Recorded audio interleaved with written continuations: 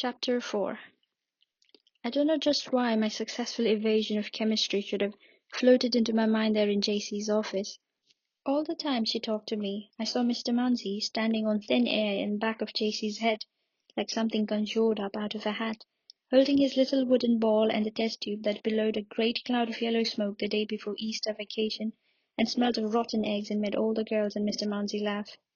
I felt sorry for Mr. Munsey.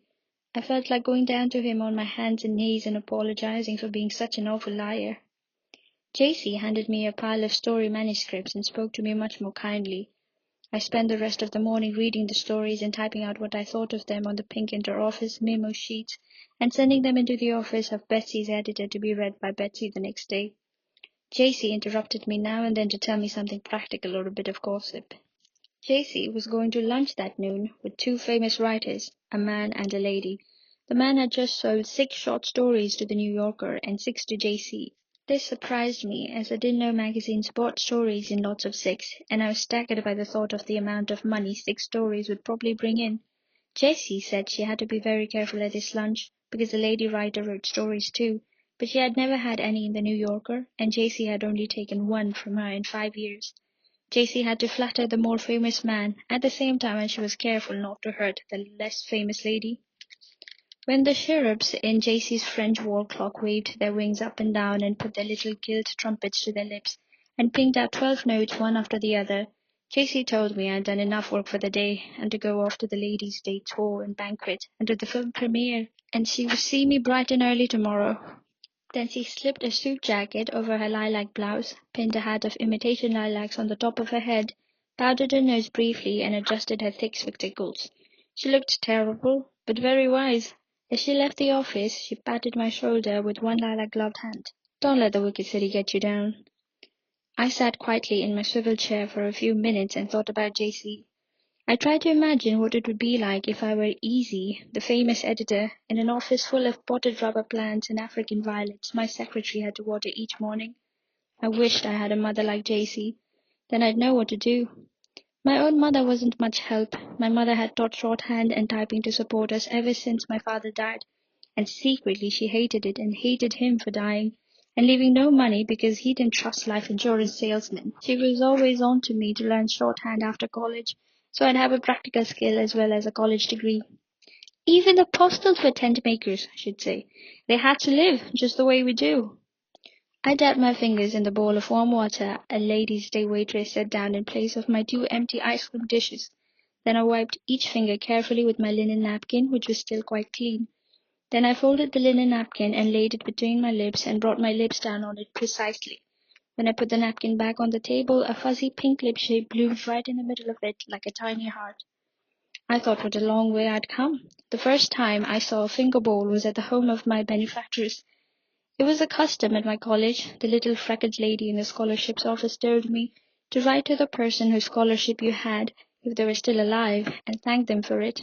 I had the scholarship of Philomena Guinea, a wealthy novelist who went to my college in the early 1900s and had her first novel made into a silent film with Bette Davis, as well as a radio serial that was still running, and it turned out she was alive and lived in a large mansion not far from my grandfather's country club. So I wrote Philomena Guinea a long letter in coal black ink on grey paper, with the name of the college embossed on it in red.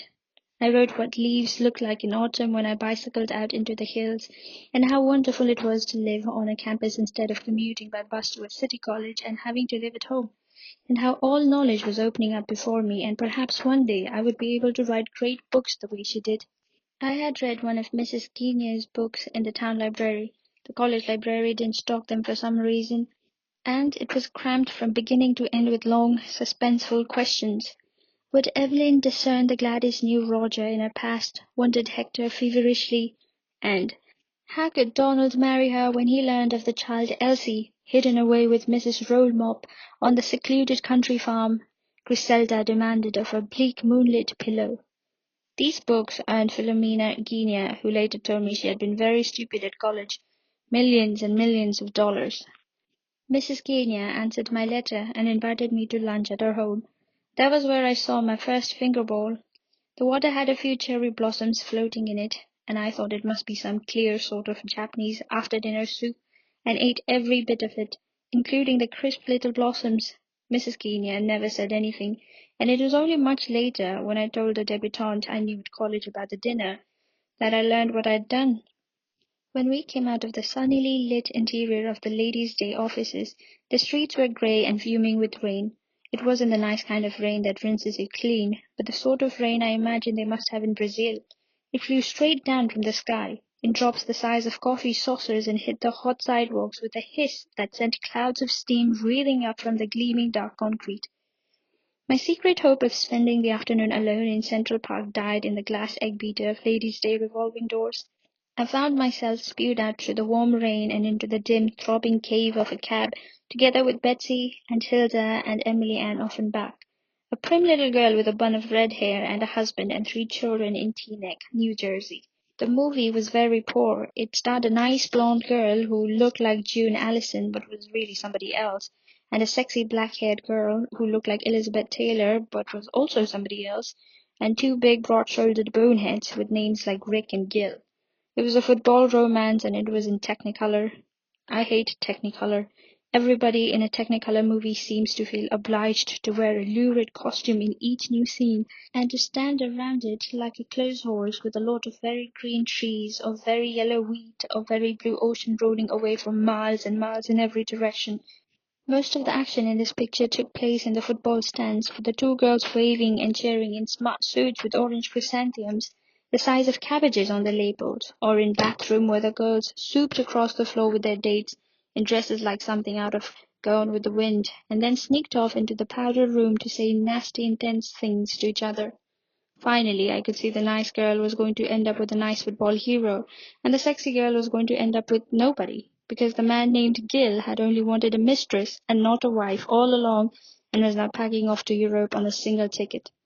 At about this point, I began to feel peculiar. I looked round me at all the rows of rapt little heads with the same silver glow on them at the front and the same black shadow on them at the back, and they looked like nothing more or less than a lot of stupid moon brains. I felt in terrible danger of puking. I didn't know whether it was the awful movie giving me a stomachache or all that caviar I'd eaten. "I'm going back to the hotel," I whispered to Betsy through the half-dark. Betsy was staring at the screen with deadly concentration. "Don't you feel good?" she whispered, barely moving her lips. "No," I said. "I feel like hell." "So do I. I'll come back with you."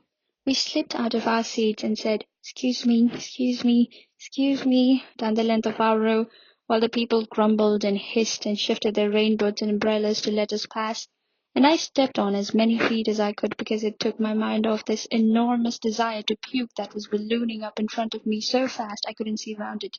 The remains of a tepid rain were still shifting down when we stepped out into the street.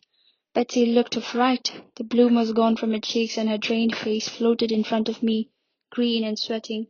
We fell into one of those yellow checkered cabs that are always waiting at the curb when you are trying to decide whether or not you want a taxi, and by the time we reached the hotel I had puked once and Betsy had puked twice. The cab driver took the corners with such momentum that we were thrown together, first on one side of the back seat and then on the other. Each time one of us felt sick, she would lean over quietly as if she had dropped something and was picking it up off the floor, and the other one would hum a little and pretend to be looking out the window. The cab driver seemed to know what we were doing, even so. "Hey," he protested, driving through a light that had just turned red. "You can't do that in my cab. You better get out and do it in the street." But we didn't say anything, and I guess he figured we were almost at the hotel, so he didn't make us get out until we pulled up in front of the main entrance. We didn't dare wait to add up the fare. We stuffed a pile of silver into the cabbie's hand and dropped a couple of Kleenexes to cover the mess on the floor, and ran in through the lobby and onto the empty elevator. Luckily for us, it was a quiet time of day. Betsy was sick again in the elevator, and I held her head, and then I was sick and she held mine. Usually, after a good puke, you feel better right away. We hugged each other and then said goodbye and went off to opposite ends of the hall to lie down in our rooms. There is nothing like puking with somebody to make you into old friends. But the minute I'd shut the door behind me and undressed and dragged myself onto the bed, I felt worse than ever. I felt I just had to go to the toilet. I struggled into my white bathrobe with the blue cornflowers on it and staggered down to the bathroom.